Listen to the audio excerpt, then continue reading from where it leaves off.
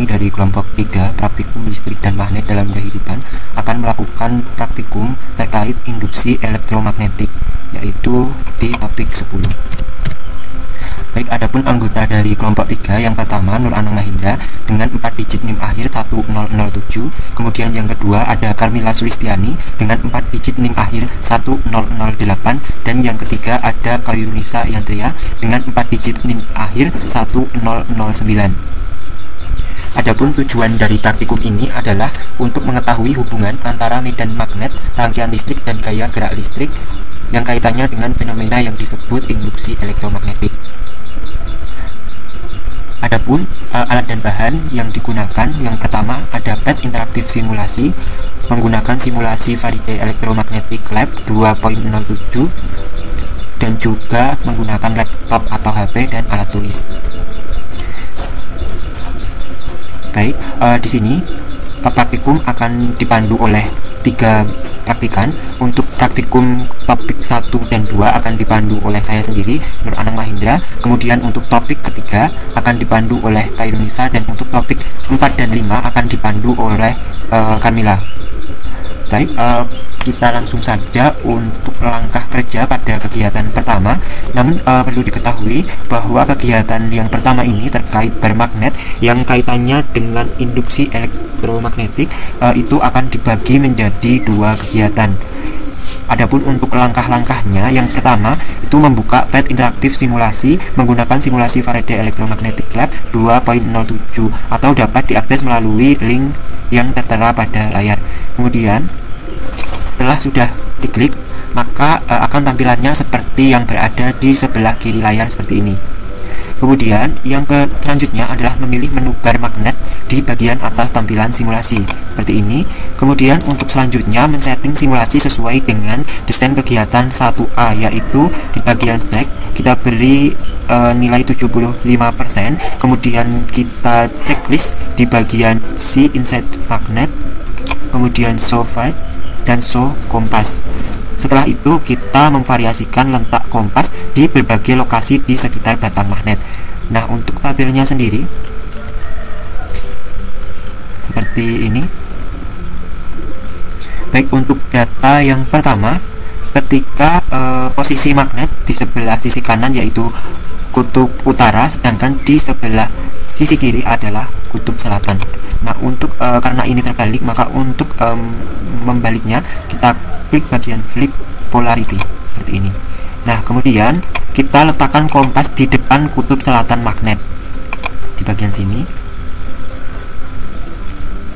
Oke, maka dapat diketahui ketika kompas berada di depan magnet, maka akan tampilan jarum akan seperti pada layar. Kemudian kita screenshot. Kemudian kita masukkan di dalam dokumentasi. Baik. Kemudian untuk yang kedua, untuk data kedua, untuk posisi magnetnya sama, namun letak kompas berada di depan kutub utara.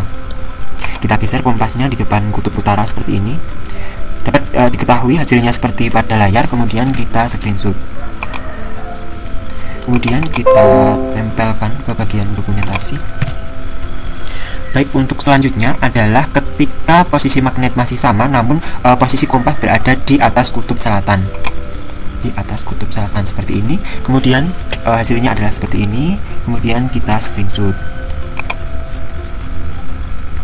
Oke.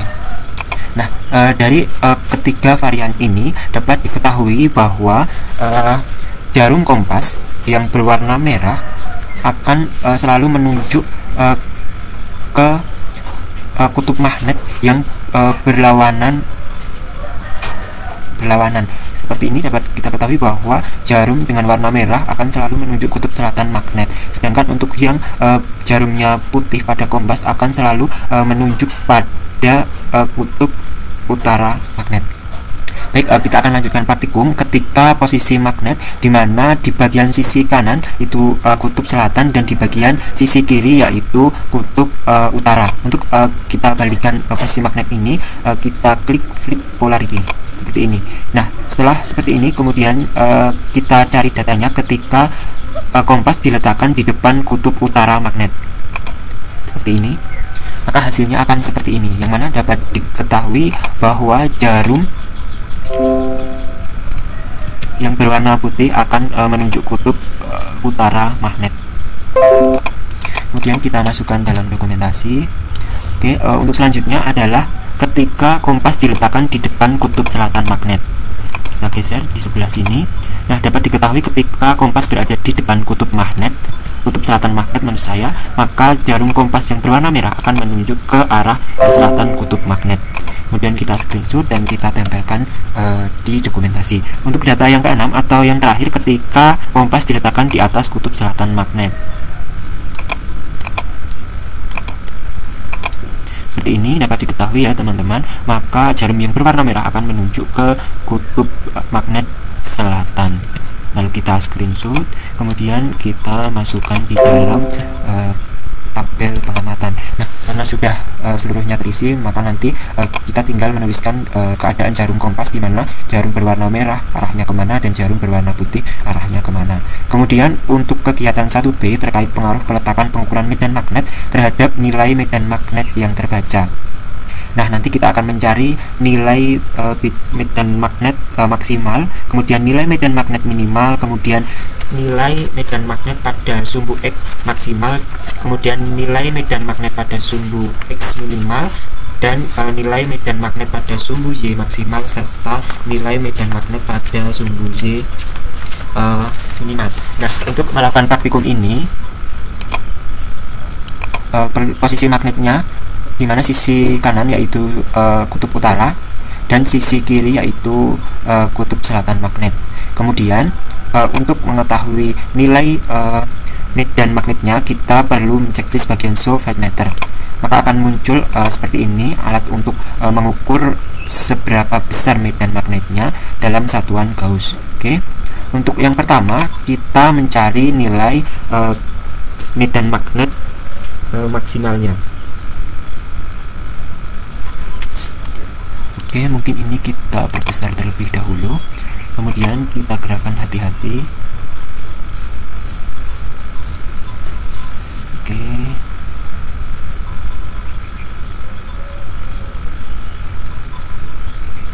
Nah, dapat diketahui ya teman-teman tadi bahwa nilai maksimal dari medan magnet itu yaitu 220,80 tadi sudah terlihat ya, 220,80 Gauss. Kemudian untuk nilai minimalnya kita cari. Oke, kita hati-hati.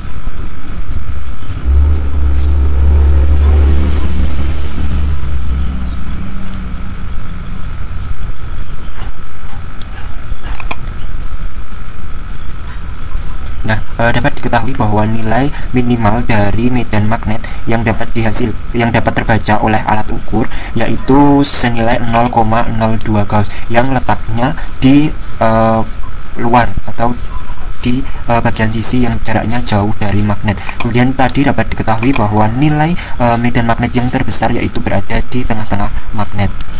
Kemudian setelah kita mengetahui nilai medan magnet yang terbesar dan yang terkecil atau yang maksimal dan yang minimal, kemudian kita mencari medan magnet di sumbu X, medan magnet pada sumbu X yang maksimal dan yang minimal.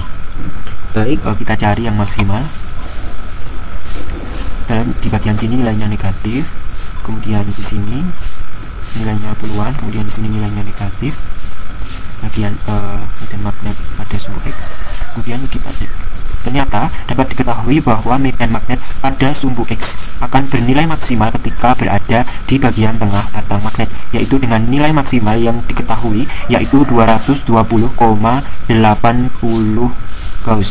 Kemudian kita mencari nilai minimalnya. Kita mencari nilai minimal medan magnet di sumbu X pada sumbu X. Di sini 1, di sini 0. Nah, dapat diketahui ya teman-teman bahwa nilai minimal medan magnet pada sumbu X sebesar 0,00, yaitu letaknya di sebelah atas sisi selatan, pojok sisi selatan, dan juga di sebelah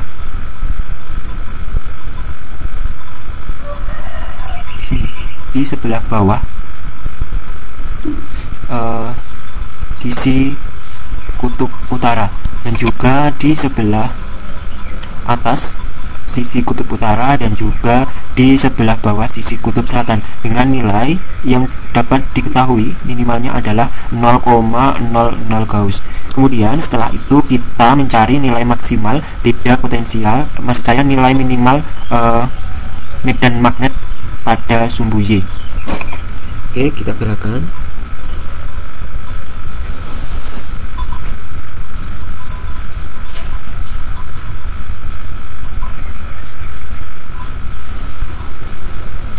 Di sini, oke.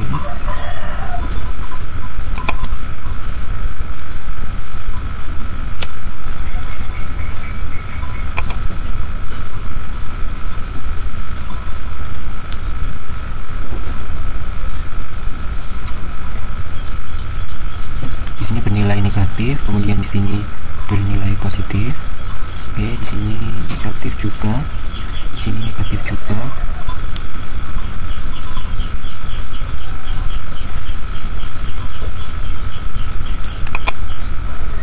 Di sini didapatkan yang terbesar ya, tadi terlihat bahwa nilai medan magnet pada sumbu Y terbesar adalah senilai 180,47, dan juga tadi juga terlihat di sebelah sini juga didapatkan nilai terbesar yaitu 180,47 Gauss. Kemudian kita mencari nilai minimalnya. Oke, kita bisa. Dapat diketahui ya bahwa nilai minimal yang dapat diperoleh pada medan magnet pada sumbu Y yaitu 0,00 Gauss, yang letaknya berada di sebelah sini dan juga di sebelah sini, yaitu berada di magnet bagian tengah sisi bawah dan bagian tengah sisi atas. Demikian tadi untuk dua percobaan terkait bar magnet. Kemudian kita lanjutkan untuk kegiatan yang kedua terkait pick up coil. Untuk langkahnya yaitu kita masih menggunakan menggunakan pad yang sama, kemudian kita memilih menu pick up coil di bagian atas tampilan simulasi. Kemudian kita men-setting simulasi sesuai dengan kegiatan 2A yaitu bagian strike-nya 75%, kemudian kita mencek show flight. Kemudian lalu kita klik gambar lampu, maka akan nampak seperti ini. Kemudian pada bagian lob kita buat nilainya 2, kemudian lob areanya 50%, dan kita checklist bagian show electrons. Kemudian kita memvariasikan gerakan pada magnet saat digunakan untuk mengetahui nyala lampu pada kumparan yang diam maupun ketika memvariasikan kumparan yang bergerak. Jadi nanti ketika ini bergerak maka hasilnya seperti apa, dan ketika kumparan yang bergerak maka hasilnya seperti apa. Nah, untuk memudahkan kita akan melihat ke bagian tabel kegiatan 2A seperti ini. Oke, untuk yang pertama yaitu gerakannya ketika mendiamkan batang magnet maupun kumparan. Nah, dapat diketahui ya teman-teman, ketika magnet dan kumparan didiamkan maka tidak akan terjadi apa-apa. Kemudian indikatornya padam. Kemudian kita tempelkan dokumentasinya. Kemudian untuk yang kedua, menaik turunkan batang magnet. Kita naik turunkan batang magnet.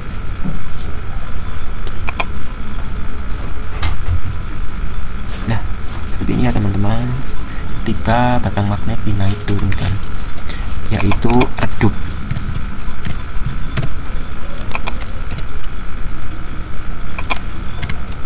Kemudian ketika kita mengkanan kirikan batang magnet seperti ini, maka akan hasil keadaan indikator lampu yaitu terang. Kemudian kita menaik turunkan kumparan seperti ini.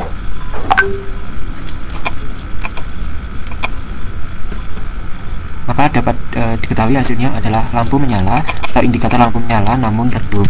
Kemudian ketika kita mengkanan kirikan kumparan seperti ini, maka dapat didapatkan hasil bahwa indikator lampu akan menyala terang.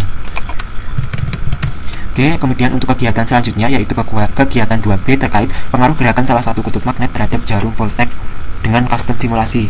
Masih menggunakan yang tadi dengan lob 2 dan lob area 50%. Nah, untuk langkahnya adalah ketika kutub magnet yang digunakan adalah kutub utara saja. Untuk gerakannya yaitu ke atas. Seperti itu kita dapat lihat tadi. Dapat diketahui bahwa arah elektronnya ke bawah.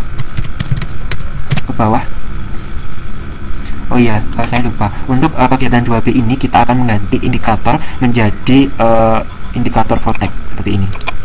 Nah, tadi kita ulangi ya untuk gerakan ke atas pada ujung magnet di kutub bagian utara.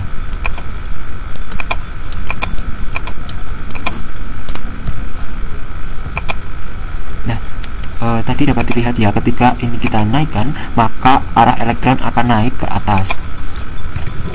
Sedangkan jarumnya akan menyimpang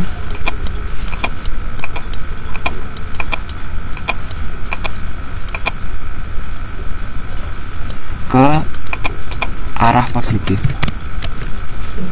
Kemudian ketika kita gerakan ke bawah,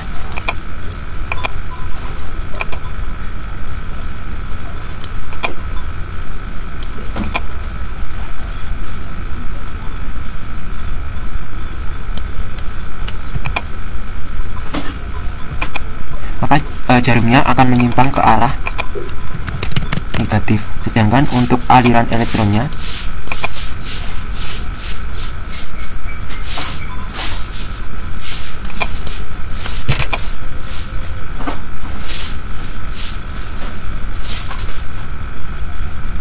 tidak terlalu jelas ya untuk arah elektronnya. Mungkin kita dapat menaikkan lobnya.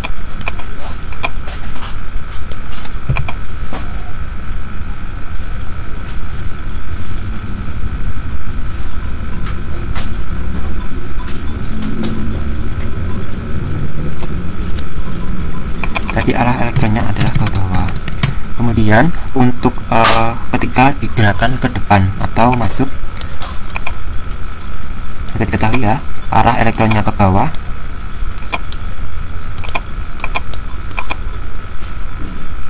dan penyimpangan jarumnya ke arah negatif. Arah negatif dengan elektron ke bawah. Sedangkan ketika keluar seperti ini, maka jarum akan menyimpang ke sisi positif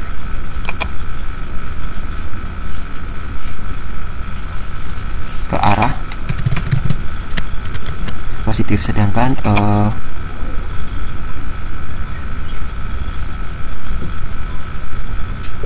untuk elektronnya akan ke atas.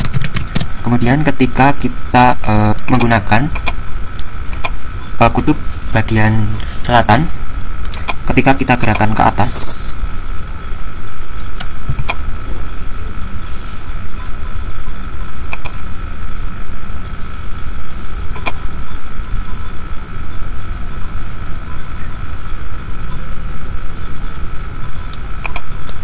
maka jarum akan menyimpang ke arah positif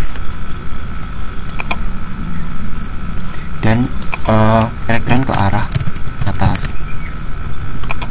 Kemudian ketika kita gerakan ke bawah, maka elektron akan bergerak ke bawah dengan penyimpangan jarum yaitu arah negatif. Kemudian kita gerakan ke depan atau masuk, jadi dapat dilihat bahwa penyimpangan jarumnya akan ke arah negatif. Sedangkan untuk arah elektronnya ke bawah. Untuk terakhir yaitu ketika kita gerakan ke belakang atau keluar, dapat diketahui ya, tadi arahnya ke sisi positif dengan arah elektron ke atas. Kemudian untuk kegiatan 2C yaitu pengaruh jumlah lob terhadap penyimpangan jarum vortex dengan customnya lob area 50% dengan gerakan ke kanan dan ke kiri. Baik, ketika jumlah lobnya 1, kita dapat merubah melalui pick up joint bagian lob sini. Kita klik ini, udah bagian 1. Kemudian untuk gerakan ke kanan kiri ini dapat diketahui bahwa kegiatan ini akan menjadikan indikator keadaan penyimpangan jarum vortex, namun kecil. Kemudian ketika lobnya kita tambah menjadi 2 lob, maka ketika digerakkan maka penyimpangan jarumnya akan lebih besar, lebih jauh. Kemudian ketika kita tambahkan jadi 3, maka penyimpangan jarumnya akan sangat jauh. Kemudian untuk kegiatan selanjutnya yaitu terkait pengaruh area lock terhadap penyimpangan jarum voltage. Dengan jumlah locknya 3, ini sudah 3, dan gerakan ke kanan dan ke kiri, namun kita variasikan area loop dapat divariasikan di bagian sini. Kita buat 3 variasi yaitu 20%, 50%, dan 80%. Kita buat yang 20% dulu, kemudian kita gerakkan dan kita akan lihat bagaimana pengaruhnya terhadap jarum pada voltage. Ya, dapat diketahui bahwa penyimpangannya sangat jauh. Kita tulis. Kemudian ketika loop areanya kita buat 50%, ya, kemudian kita gerak-gerakkan. Oke, sama ya, bahwa keadaan jarum voltage-nya sangat jauh. Kemudian ketika area lock-nya kita buat 80%, maka hasilnya akan seperti ini. Nah, terlihat sama ya teman-teman, sangat jauh. Nah, demikian tadi praktikum untuk kegiatan 1 dan 2. Untuk praktikum selanjutnya akan dilanjutkan oleh teman saya terkait elektromagnet, yaitu Khairunisa. Kepada Khairunisa dipersilahkan. Terima kasih. Baik, untuk praktikum selanjutnya pada kegiatan ketiga ini pengumpulan data menggunakan elektromagnet. Yang pertama, bukalah aplikasi Pet Colorado bagian Faraday's Electromagnetic seperti pada layar dan pilihlah pada bagian elektromagnet hingga tampilannya seperti yang terlihat. Kemudian setelah tampilannya terlihat seperti pada layar, animasi ini menunjukkan arus nyata. Arus konvensional adalah arah yang berlawanan. Menggunakan aturan tangan kanan, beri label dengan benar kutub baterai positif dan negatif. Untuk itu,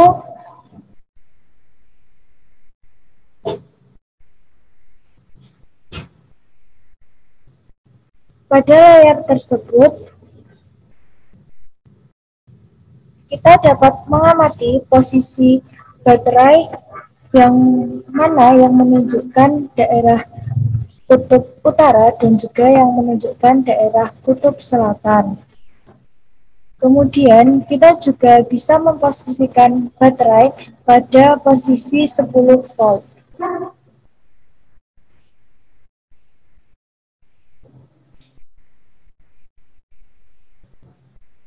Lalu setelah posisi baterai telah maksimal 10 volt, kita dapat melihat arah dari kutub tersebut pada bagian utara dan selatannya.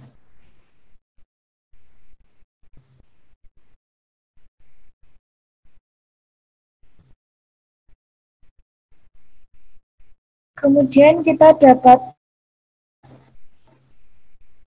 pada bagian arus atau kawat yang melingkar. Hal ini untuk menunjukkan tentang aturan tangan kanan dengan menggambarkan sesuai seperti yang pada layar ketika lilitan tersebut dihubungkan kepada baterai. Apakah teori aturan tangan kanan ini berlaku untuk aliran arus dan lilitan seperti pada gambar? Untuk yang pertama, kita dapat memposisikan pengukur kompas tersebut pada bagian arus masuk kepada kumparan dari baterai. Kemudian kita dapat mengambil screenshot-nya.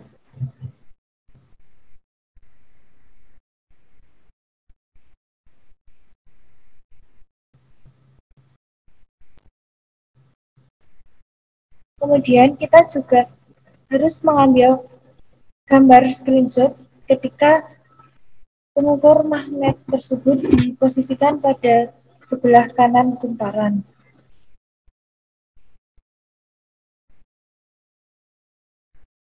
Kemudian setelah selesai, kita dapat menganalisis bagaimana aliran elektron yang bekerja dari baterai menuju kumparan dan kembali pada baterai, dan bagaimana juga medan gaya magnet yang bekerja pada kumparan tersebut. Setelah itu kita dapat menyelaraskannya dengan teori aturan tangan kanan, apakah hal tersebut berlaku atau tidak. Setelah praktikum ini dilaksanakan, kita dapat memindah bagian current branch-nya dari DC seperti yang terlihat pada layar di posisi sebelah kanan menjadi AC.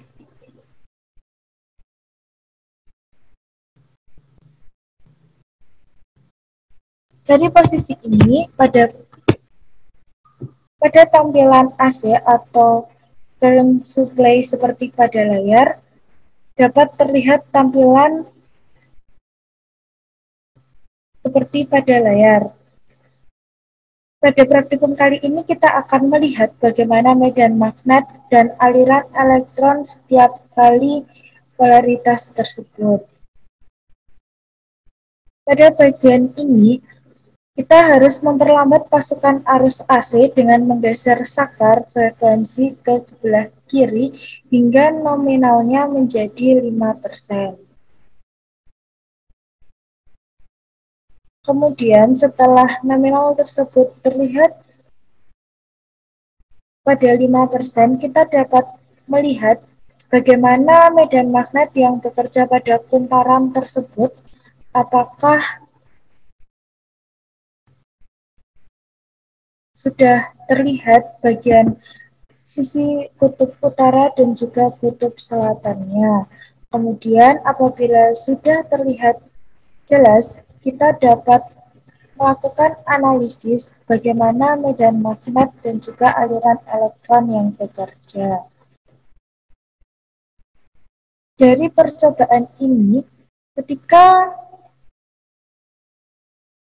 kita sudah men-setting percobaan AC seperti pada layar, kita dapat mengukur besarnya kuat medan magnet yang terdapat pada kumparan tersebut dengan menggunakan magnetic field, sehingga kita dapat melihat besarnya kuat medan magnet atau B-nya. Lalu jangan lupa juga untuk mengambil screenshot.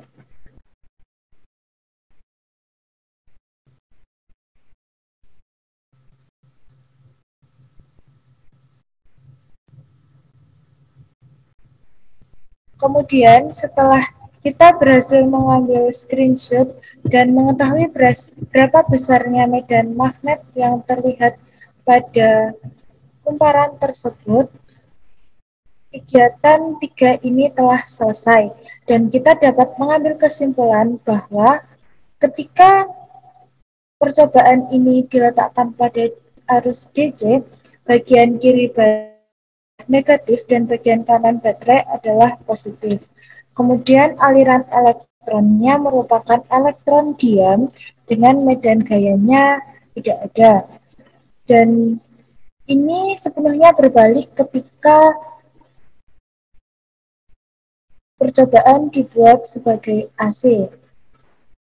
Aliran elektronnya akan berjalan dari kanan ke kiri dan dari atas ke bawah.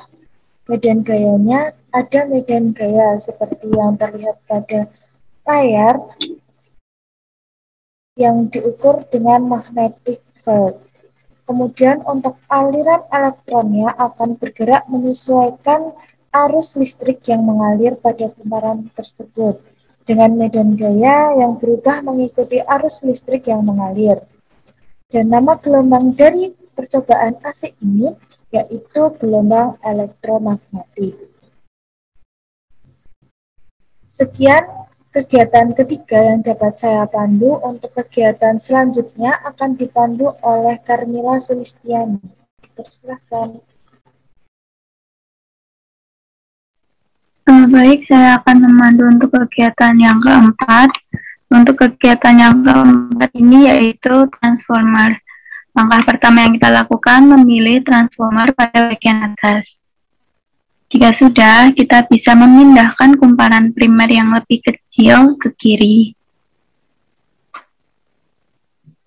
Di dekat kumparan sekunder yang lebih besar.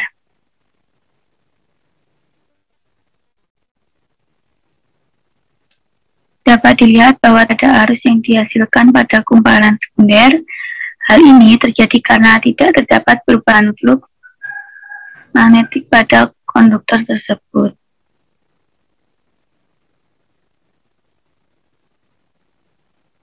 Jika sudah, bisa kita ambil gambar atau screenshot. Lalu, sekarang kita dapat alihkan sumber arus dari DC ke AC.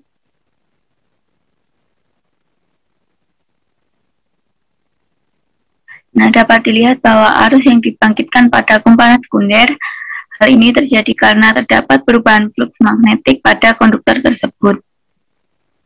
Selanjutnya bisa kita ambil gambar atau screenshot. Lalu langkah selanjutnya, kita ubah pick up coil dalam kemeteran voltage.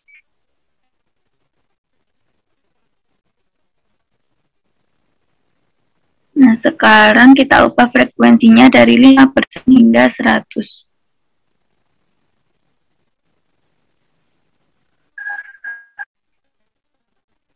Kita geser.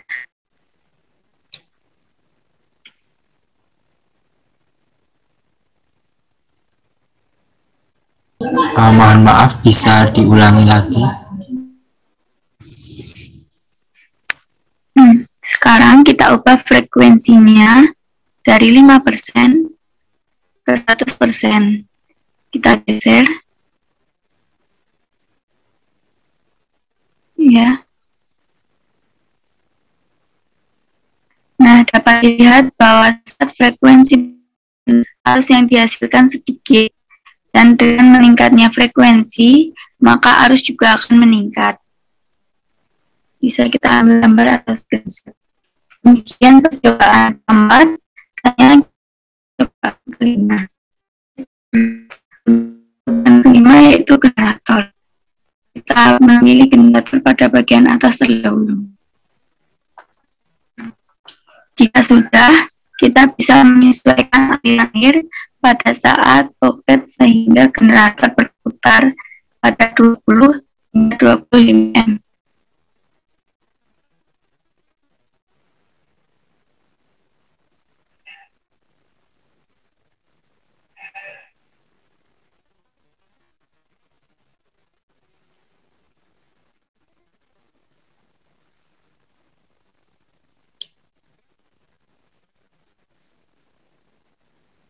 Nah, dalam percobaan ini, arus yang dibangkitkan merupakan arus listrik bolak-balik atau AC. Lalu, kita bisa memvariasikan jumlah loop dalam koil. Yang pertama, kita gunakan satu loop terlebih dahulu. Lalu, untuk variasi kedua, kita gunakan 2 loop.